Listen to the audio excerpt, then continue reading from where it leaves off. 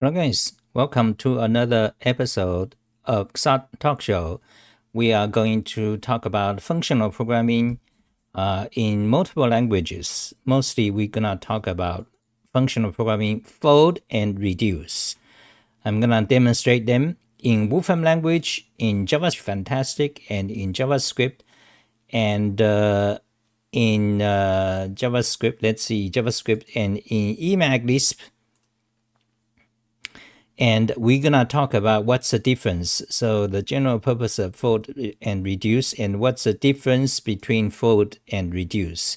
We had a huge debate since about 5 months ago on Sali Discord.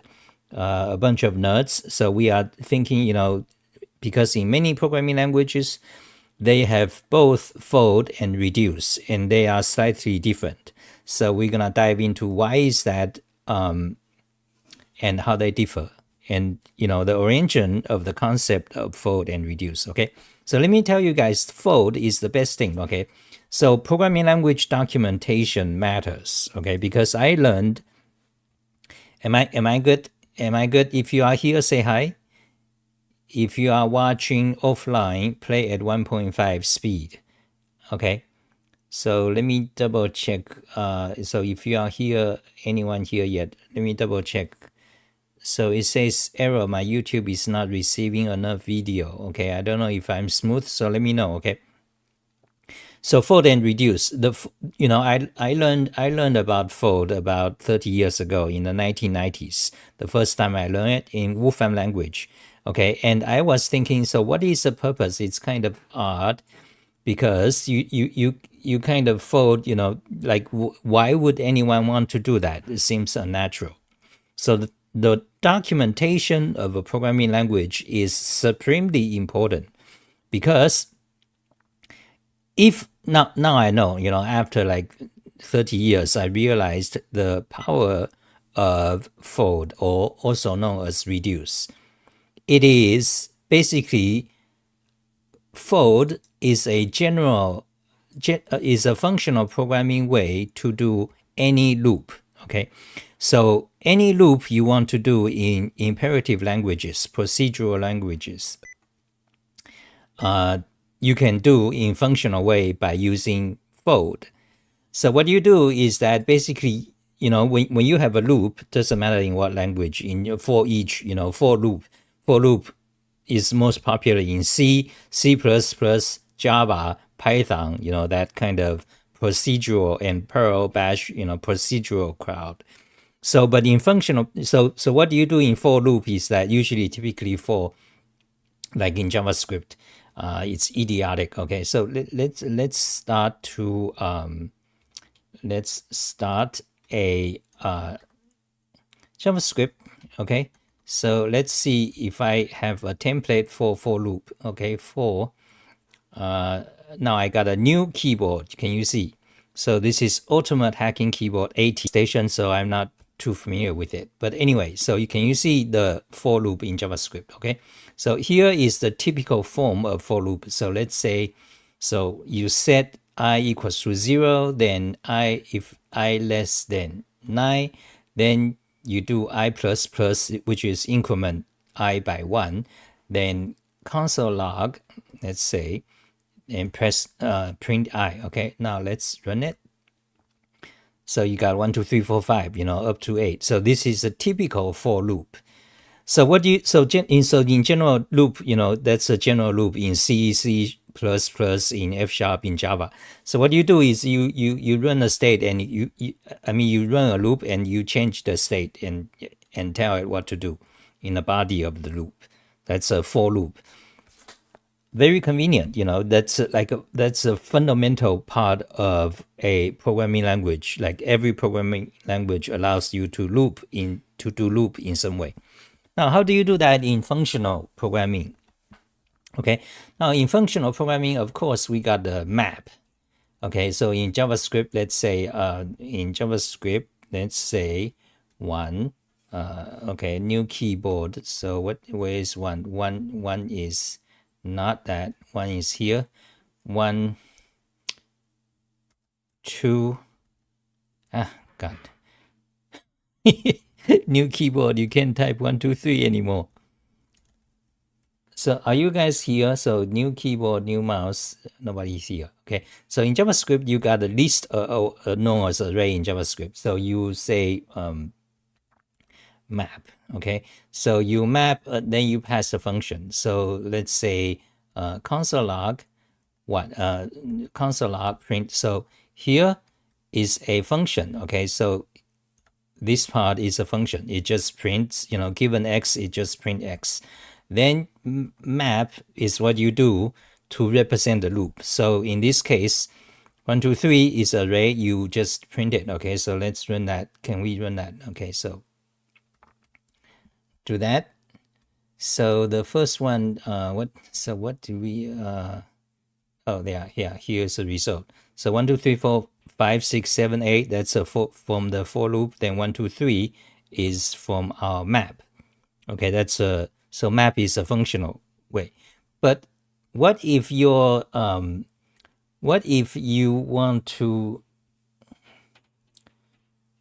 take the index? So you got a bunch of basically when the for loop gets complicated, you cannot use map because, for example, sometimes you need to know the index of an item.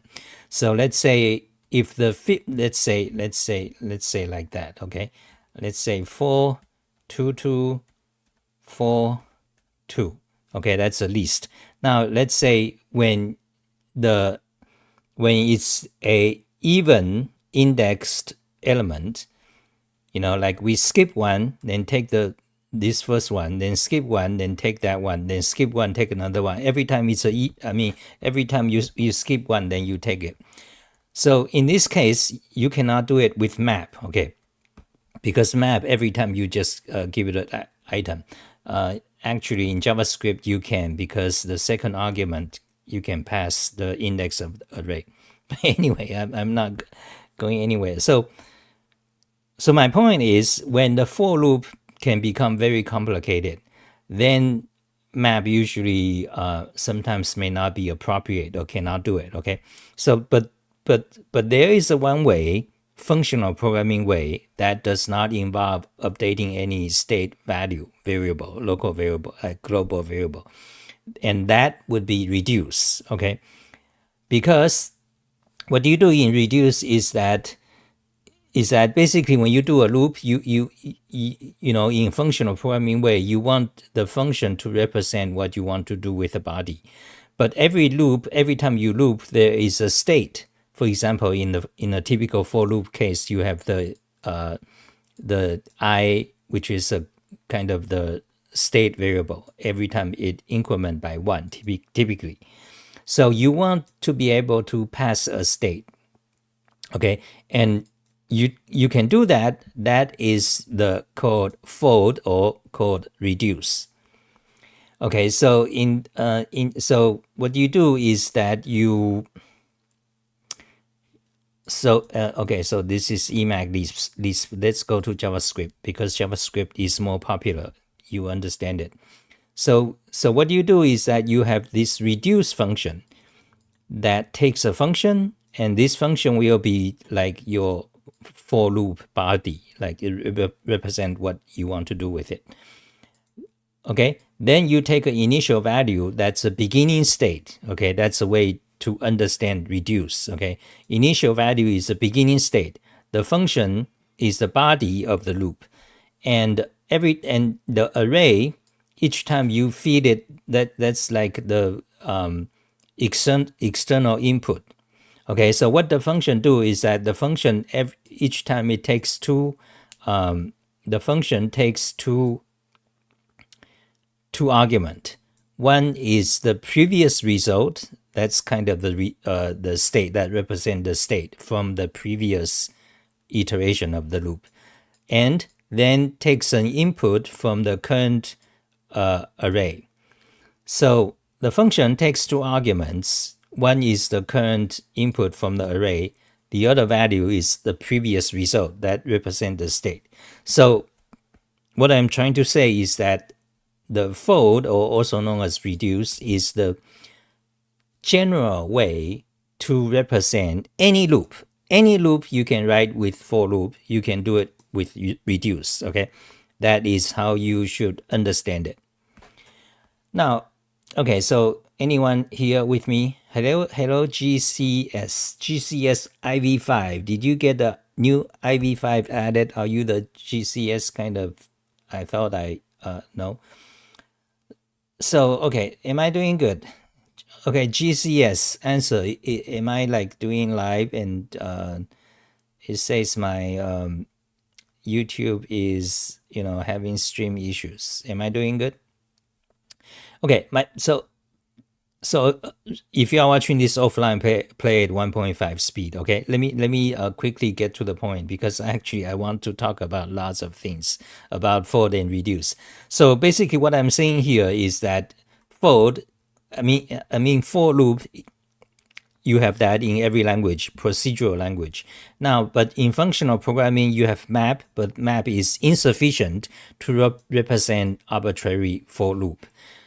But you got fold, or also known as reduce, that is a functional programming way to represent, to code any form of loop. Okay, so that's my point. And whenever you read, whatever programming language, Python, JavaScript, Emacs Lisp, you want to understand that it is the general way, functional programming form of general purpose loop. Okay, just remember that. That is the most important. Now I learned about fold like 30 years ago in the early 1990s in Wolfram Language. So actually let me write some comments so people understand what we're doing. For loop, oh God. For loop is loop. Okay, loop is fundamental in programming languages. Okay, God, typically in procedural programming languages, or also known as imperative, aka.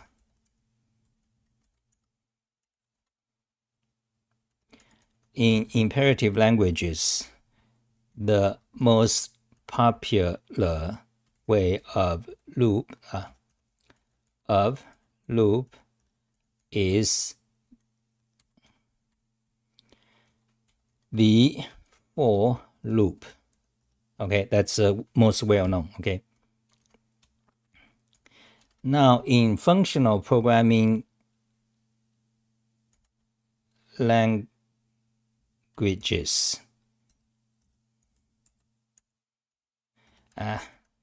new keyboard.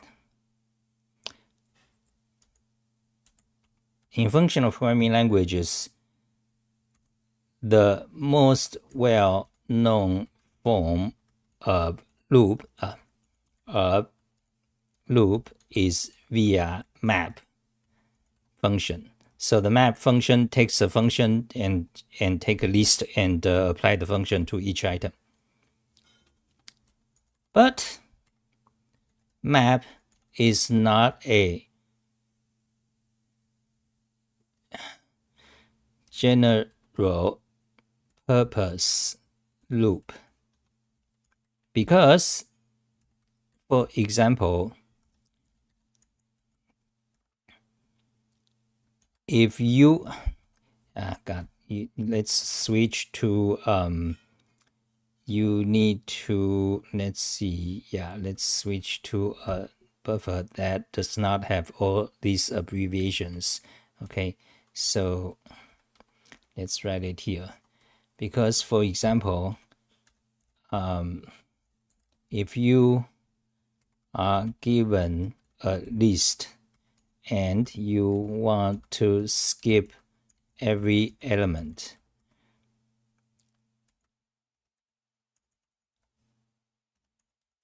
and apply a function to that.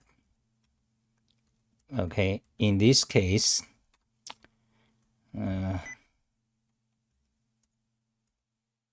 in this case, you can not use map usually because you don't have the index of the element. If you do have the index, you can check. You can just check the evenness of the index. For example, if the index begin with 0, 0 is even, you can take it. 1 is odd, skip. Then 2 is even, take it. 3 is odd, skip, and so on. Or you can take every third element, whatever.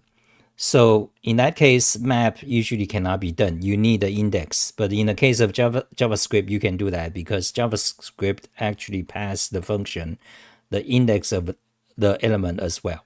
But that's JavaScript. Usually in other programming languages, whenever you have map, such as Python's map, you cannot, you don't know the index. You are only past the elements of the array.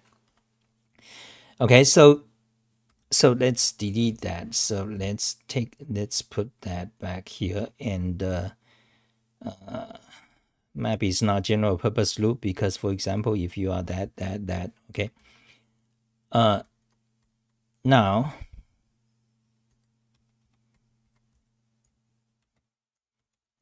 the functional programming form of a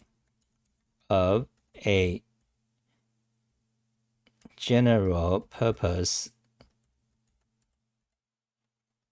loop is fold, also known as reduce. Okay, that is the point I want to make. Oh God, so many. Okay, God. Okay, let's put this back. Let's syntax correct and let's show in browser. So that's kind of the explanation we did. Okay, nobody's here, nobody's watching. Okay, so that's about fold and reduce. Let's demo. Okay, let's demo some fold. Okay, Wolfram Language. Let me show you what fold does. Okay, f is a function. Now initial value, let's forget about initial value. Okay, let's just say range. First of all, let's generate a list of numbers. Range 5, range 6. Okay, run it. Okay, we need to run this and paste the result after that. So let's do that. Let's stop this. Oh, okay. It's actually, I should show that. Okay, you're all confused today. So let's do it again. Okay, range.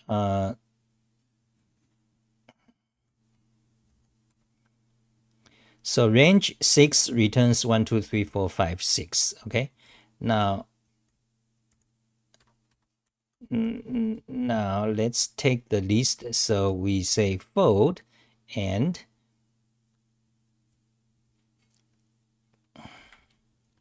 run it. Okay, here is what you get. Now that might be too complicated. Let's make it smaller. Okay, I mean the list may be too long, hard to understand. Let's just say 1, 2, 3. Okay,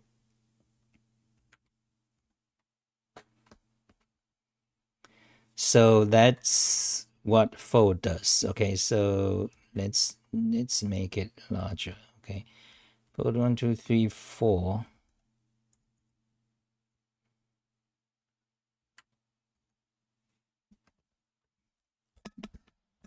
Okay, does that make sense? The function f every time takes 2 arguments. The first item is whatever the input from the list. The second item, the first item is a state. Okay, the first item is the state. The second item is the input from the list. Okay, so is that clear? Is that clear? Does that make sense? Anyone is here? Say hi. Okay. Now let's demonstrate another thing about float is that you can have a initial value, let's say 0, okay? Run it. So that means you begin with a state 0. So every time, the first time f is given 2 arguments, the state, which is 0, then an input from the list, which is 1. Then pass that to f again, and the first element is the, it's the is the previous result, which is a state. Then the second argument is input from the list, okay? So, and so on. So float is the most general form to represent any loop in a functional programming way, okay? So that's demonstration of float in Wolfram language. Now let's, actually, I can show you, there's something interesting, okay? Actually, you can show all the history of the result. So in Wolfram language, that's called float list. So if you look at this, you'll understand by just looking at the result. So we do, instead of float, we say float list, and then we get a bunch of lists. So let me reformat them so it's easier to see. So can you see that? That's the result, okay? So let's get the this way, okay? That's a comment.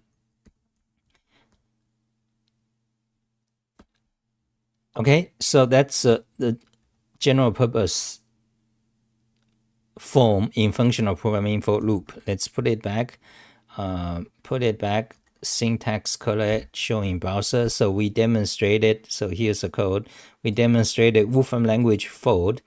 And did we demonstrate JavaScript fold? No. So let's do so, okay? Let's do so now with the keyboard. Now, how do you get that? Yeah, so what? Yeah, so let's do a JavaScript reduce, okay? JavaScript now, first of all, you need a list of items. Let's say 1, 2, 3. That's 1, 2, 3, 4, 5. Okay. So in JavaScript, because it's kind of using the object way, so list, that's, so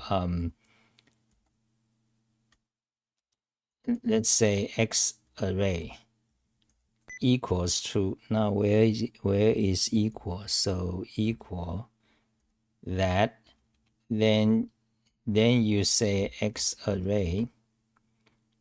Oh god. Okay, so X, then you say X array dot, that's how you do it.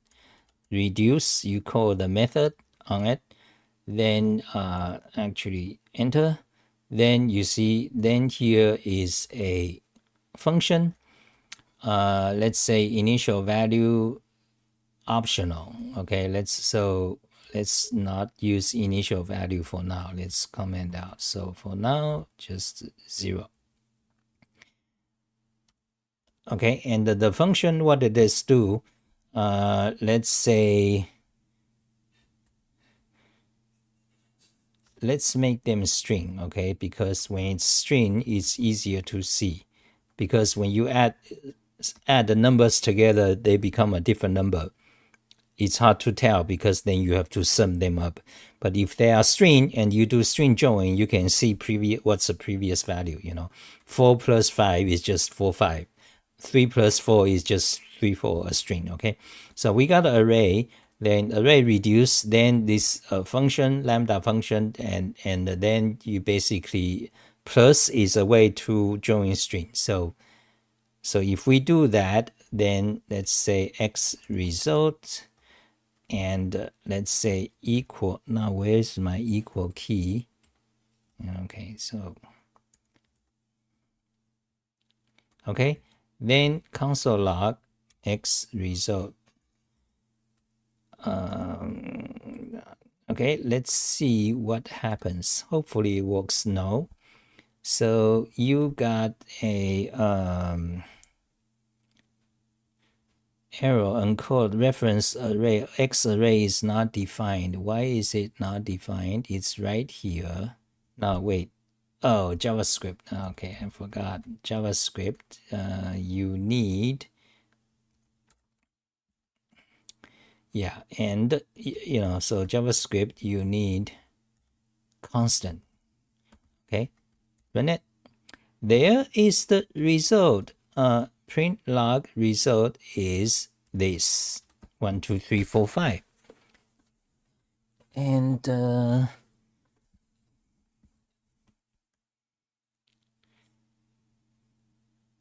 does that make sense? Am I making sense? Okay, no, nobody is here, I think. 4 people. Okay, say hi. If I make sense, say hi, okay? So we are talking about fold and reduce. We are just demonstrating them in Wolfram language and now JavaScript. So, but this JavaScript is not too clear. So actually, I have already written so many tutorials. Let's see if we can find a good example of JavaScript tutorial. So no, it just no, it's the same thing I did.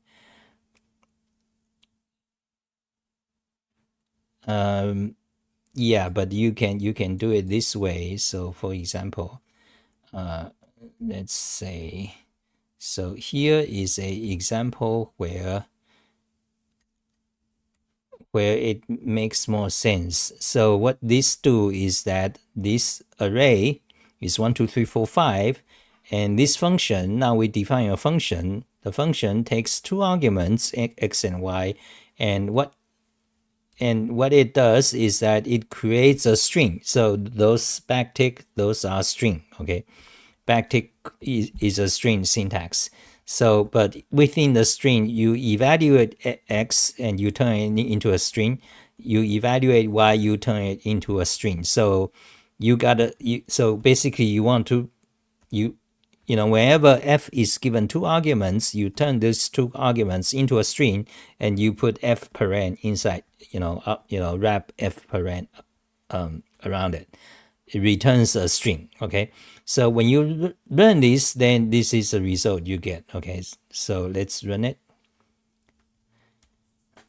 So you see true. Okay, so here true. Okay, so the result of that is true. Okay, here we demonstrated reduce in JavaScript. I hope that is clear. Syntax codec, show in browser. So we got Wolfram language. We got JavaScript demonstration of reduce. In Wolfram language it's called fold, but in JavaScript they call it reduce. Now, why is that? Let me explain, because there's more interesting details about them. And before that, we explained why fold, or known as reduce, they are the most general form functional way to represent any loop. Okay. So we demonstrate that. So what is other things interesting? So we explained. So there is also Emacs Lisp. Shall we demonstrate Emacs Lisp? Okay. We can actually just copy it. Yeah, so let's just, because I've already written so many tutorials, let's just demonstrate it, because it is interesting, because I talk about programming languages, so it's just interesting to see. So here's the Emacs Lisp. You define a variable xx. That's a vector. Vector is just like a list. It's like a JavaScript array, okay? You cannot add elements to it. So it's like C array or JavaScript. Well, it's like C array, but it's not like JavaScript array, because in JavaScript array, it's actually dynamic array. You can add elements. So in Emacs Lisp, vector is like a C array, or it's like Python's tuple. Okay, so then you have the function reduce, and the second argument to reduce is a array vector. Okay, so if we run this, we get ABC. So let's run it.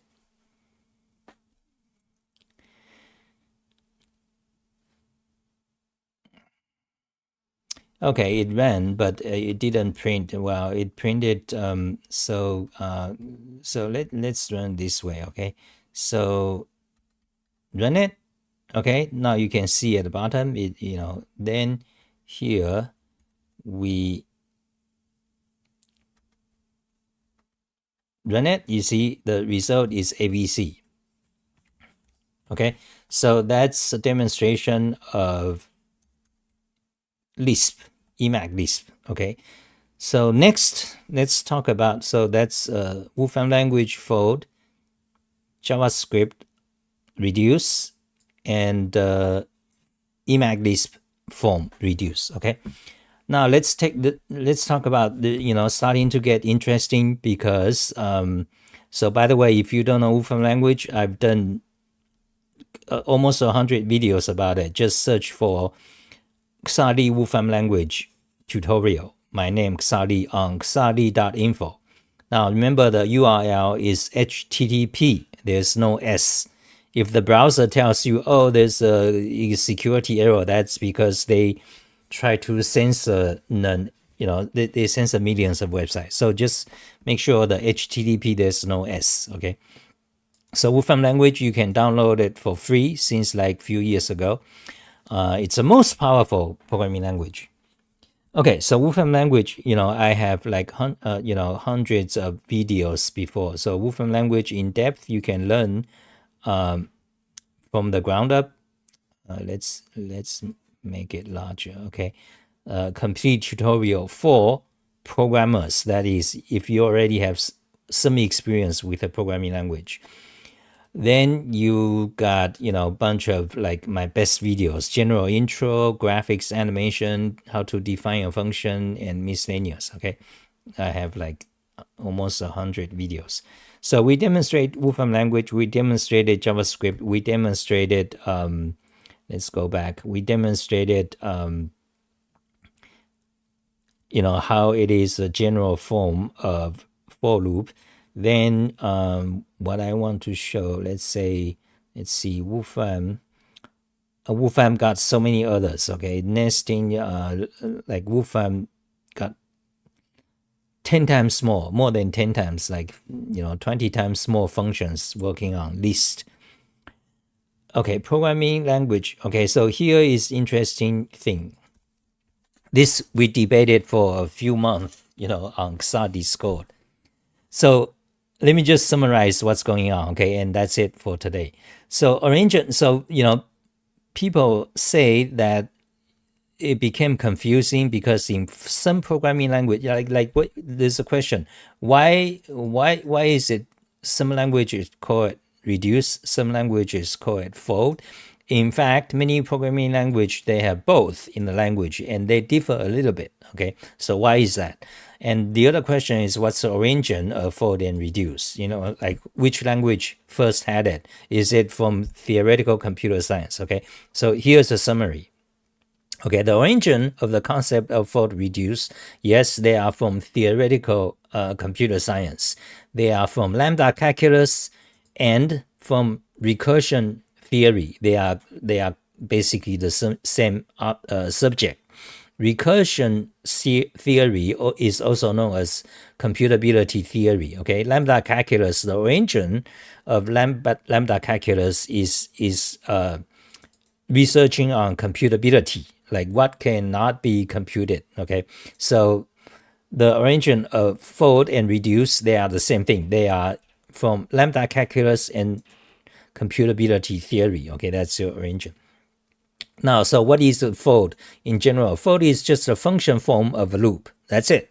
Okay, this is the best way to understand it. If you think of it as something else, that would be misleading for you. Okay.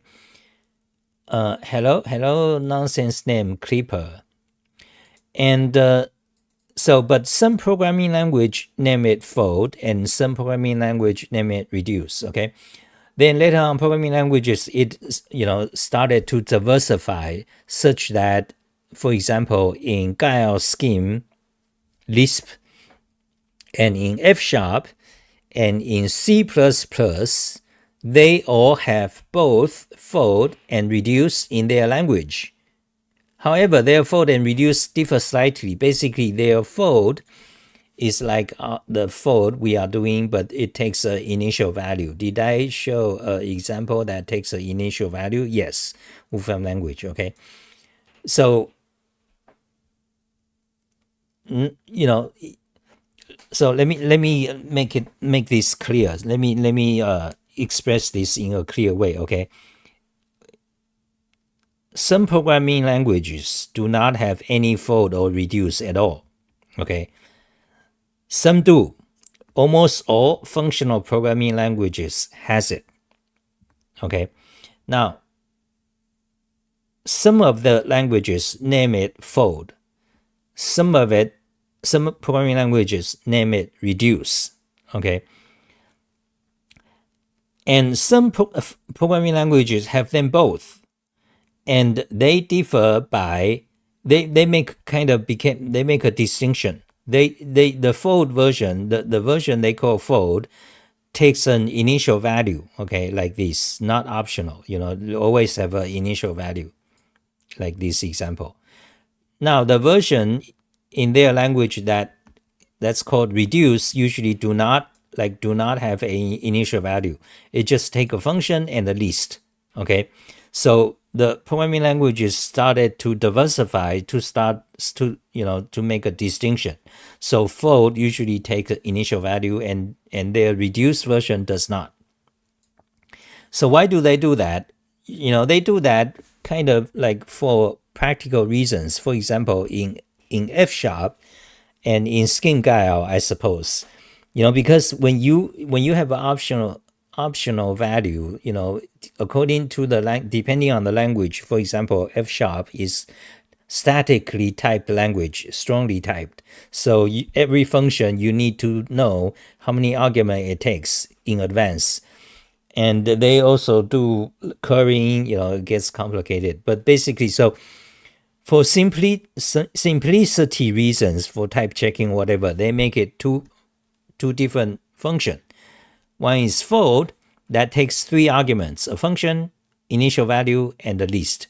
Then the other one is reduce, takes just 2 arguments, a function and a list.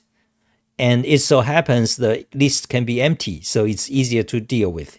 Because if you have fold or reduce, and if the list argument happens to be empty, you got a problem, because what you're gonna return? Because you don't have initial value. So for practical reasons, according to each programming language, they may have both fold and reduce, and typically the fold is the one that takes the initial value, 3 arguments total, and reduce is the one that only takes 2 arguments, no initial value. Okay, so that is what I think that this programming language diversified. Okay, so that is in this article.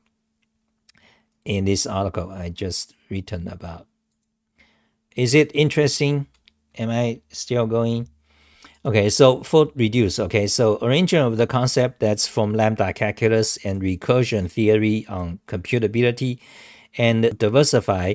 Reduce became a version of fold without the initial value, while fold has initial value. Okay, so they take different number of arguments, just as a convenience for the programming language. Now, so I explained that.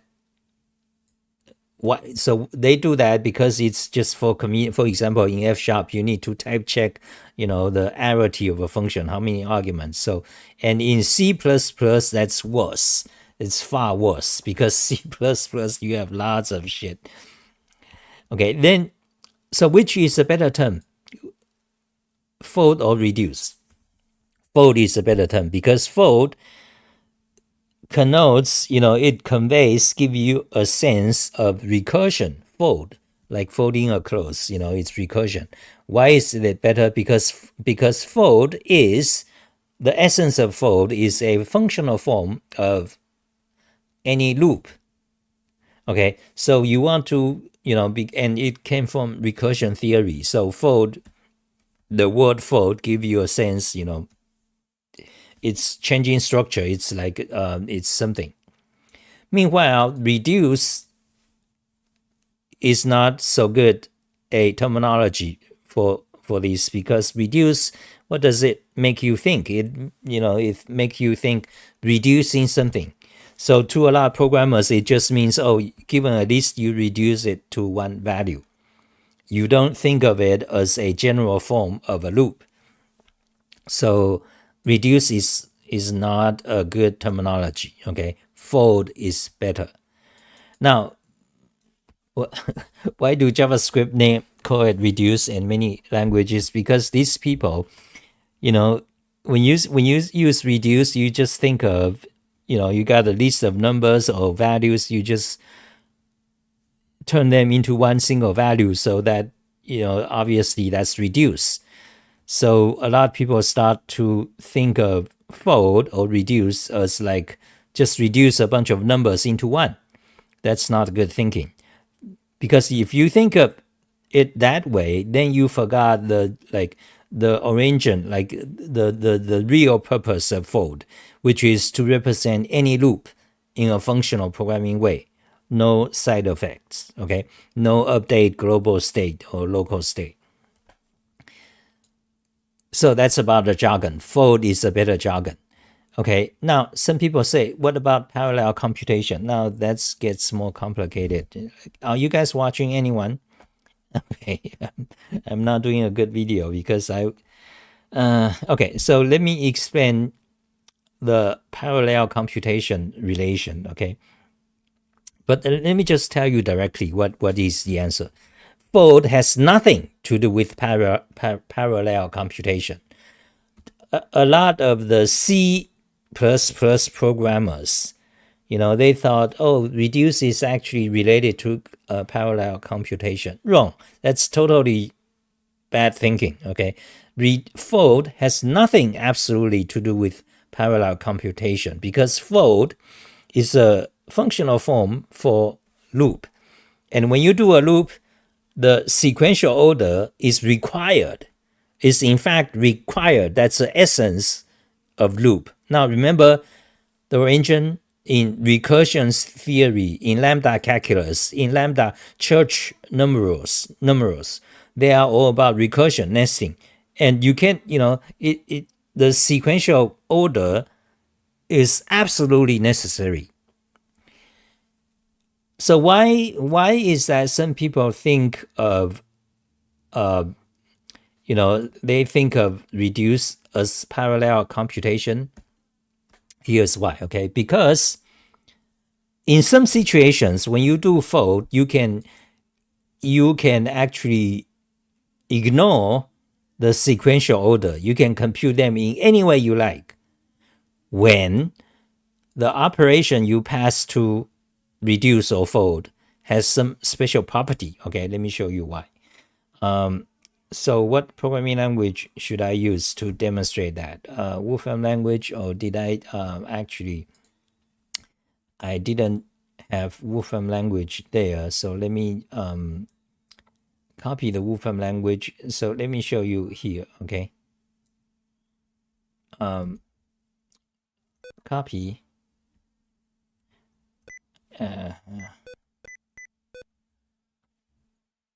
Paste. Okay, Shift Enter to run it. Okay, so range returns 1, 2, 3, 4, 5, 6. Fold F 1, 2, 3, 4, 5, 6 returns that, and then you can do fold list. Okay, so let me show that. What is my key here? Shift Enter. So it shows you, fold list just shows you the whole history of the computation. Okay, so copy that, paste it again. Now let's show an example with a initial value. Let's say 0. Okay, Shift Enter. Okay, so that's Wolfram in Wolfram Notebook. So what I want to say, oh yeah, so demonstration of the parallel computation relation. Now, if so happens, so if your function is such that the argument order does not matter, that property is called commutative. Okay, you say that operation is commutative. Do you guys understand what I'm saying? Is it interesting? What's going on here? Okay, undo. So let me explain this. Okay, let me just explain this.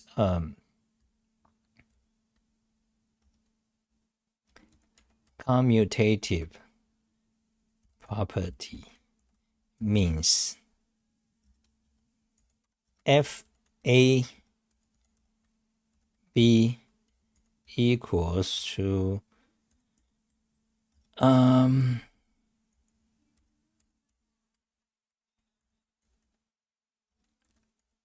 b a. Okay, so a function or operation have this property that's called commutative property. Okay, now another property,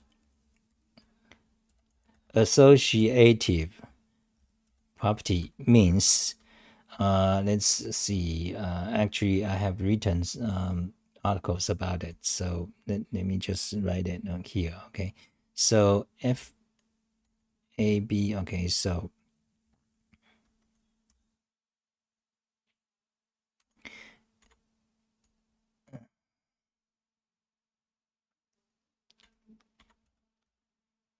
what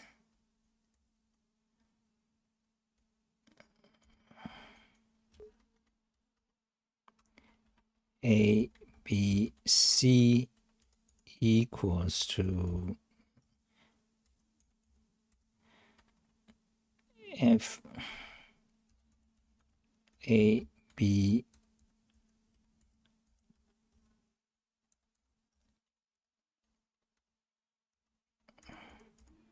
okay, that's what associative property means. Okay, so you got three numbers or three elements such that you apply. So let's reverse the order. Okay, so let's actually put this here because it's more intuitive that way. Okay, you got three numbers, apply a b, then the result feedback to f, then apply f with that result and c. So if that is equals to apply, you do the bc first, feed them to f, then the result feed them to f and with that result. So if the function or operation satisfy this property, that is called associative. You call that function associative. So when a function has associative property, then and when the function also have commutative property, both of them basically is about order. So commutative property is very easy to understand. It's just order of the argument. Okay, the associative property is a bit more complicated. It involves like sequential application of the function twice on three arguments. Okay, so when a function has both of these properties, then when you do fold on the function, when you do fold like that on the function, then it doesn't matter which order you take. What you can do is that you can take F12, then do F45, then do F3 and 6, and every time you got two results, you feed back to F. So basically, all the list of numbers, you can think of them as fishes in a pond. Every time you can just grab two fishes and feed it to a function. So you can do it in parallel. So grab two fish, come out result, grab two fish, come out result, another, random fish in the pond. Then every two result, you take them and feed back to the function. So this way you reduce, every time you take two, output one, you take two, output one. Eventually you got just one item. Okay. So, you are doing this in a random order almost. And the result will be correct if your operation, the function f, has these two properties, commutative and associative.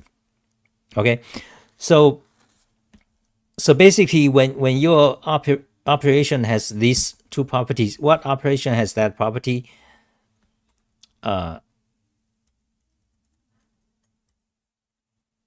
So what operation has the commutative property and the associative property? And that operation would be what? Where is my question mark there? Okay. Example plus. Why? Because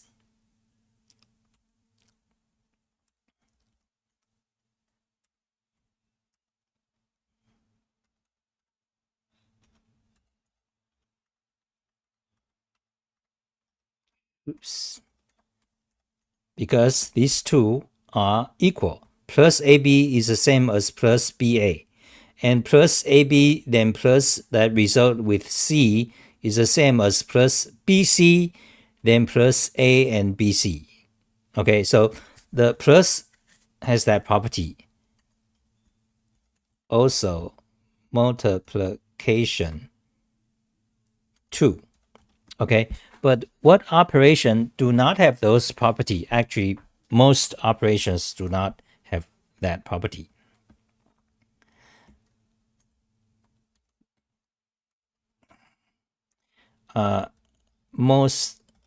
Most operations are functions. You know, operation and function is kind of the same. Operation focus on the emphasis of the operator. Okay, so for example, the plus, you can write it as, can be also written as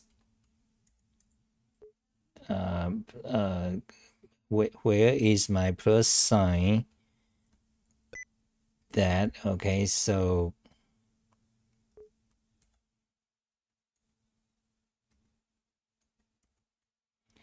let me just write this quickly. Oh God.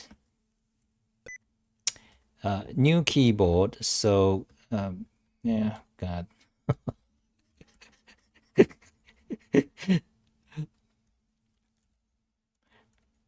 This way, okay. So and that is that just ABC. So delete that. Okay. So that, wait. So that, what?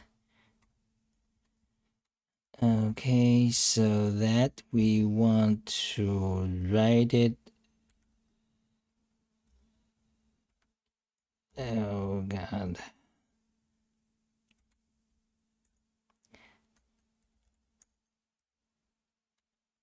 So we want to write it like that, and now just replace comma by a plus sign. Do it there, there, there, there, there. Okay, so this is another way to write that. When we write it in this way, we think of it as a functional form. So we think of plus as a function. When we write it this way, we think of the plus as an operator. So operator is kind of a syntactical way to represent a function. Okay, that's what it means. So plus sign, the plus function has commutative property and associative property. So does the multiplication. But most operations are not commutative and not associative. Okay, most functions are not. For example, the minus. For example, minus, or for example, matrix multiplication. Okay, do I make sense? So So why are we talking about these two properties? Because when a function has these two properties, commutative and associative, then when you do fold on it, the order doesn't matter anymore.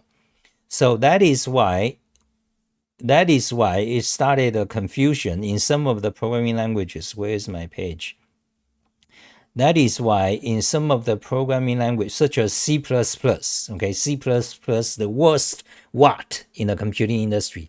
In C++, in their reduce, they can specify, they started to let you do parallel computation. You see, because when order doesn't matter anymore, so you can do fold without following any order only if your operation has these commutative and associative properties. Okay, so when you can do them in any order, then you no longer need to do them sequentially. You can do in parallel. Like a bunch of fishes in a pond, you can in parallel grab two fish, feed to the function. You got two new output. You can apply 1,000 processes on grabbing two fishes, because order doesn't matter. So you can do them in parallel. Okay, so this is the relation. This is why some people think, or in C++, they started to think that reduce is somehow connected to parallelism, which is like very misleading and utterly wrong way of thinking, because fold and reduce, by their very nature, they must be sequential and not parallel. Okay, and what made it worse is that about 10 years ago, Google started to market this thing called map reduce. So what so we, before we explain the relation reduce to parallel computing, why are they connected? In fact, they are not related, because when you can do parallel to functions with the commutative and associative property, that means you can do it with for loop too. Like when you do a for loop, like we demonstrated for loop, like I equals to 0, I minus 9, I less than 9, and I plus plus. Can you do them in random order?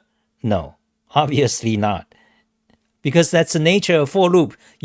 Sequential order is required. However, if the body of your for loop is just plus operation, like 1 plus, whatever plus, then you can do them in any order. But does that mean you started to think, oh, for loop is actually for parallel computation? That would be very bad thinking. Okay, same thing applies to fold or reduce. It is not parallel. It's simply it's a loop. Okay, but it's parallel when the operation have these properties. Then you can kind of do it. That's what C++ is leading people to do, to think that C++ led people to think that way. And what made it worse is that there's a Google project, like hugely popular 10 years ago, around 2010. They call it map reduce. That's a time when big data, data science, big data, and machine learning became popular. Google is pushing it. So they have map reduce. So does map reduce means they are related to parallel computation? No. Because why? Because Google's map reduce is just a product name. It's not computer science. It's just a product name for their platform. And why? But why do they call it map reduce? Because that's exotic. That's dramatic. When you say map reduce, oh, functional programming. What is functional programming? Oh, recursion. Oh, science. That's lambda. That's so advanced. That's what make people think. So that's a marketing jargon. They call it map reduce, and what they are doing is actually parallel computation. But then it's not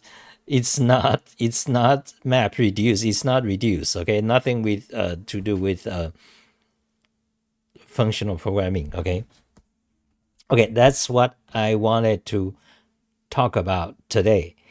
Basically about these kind of issues.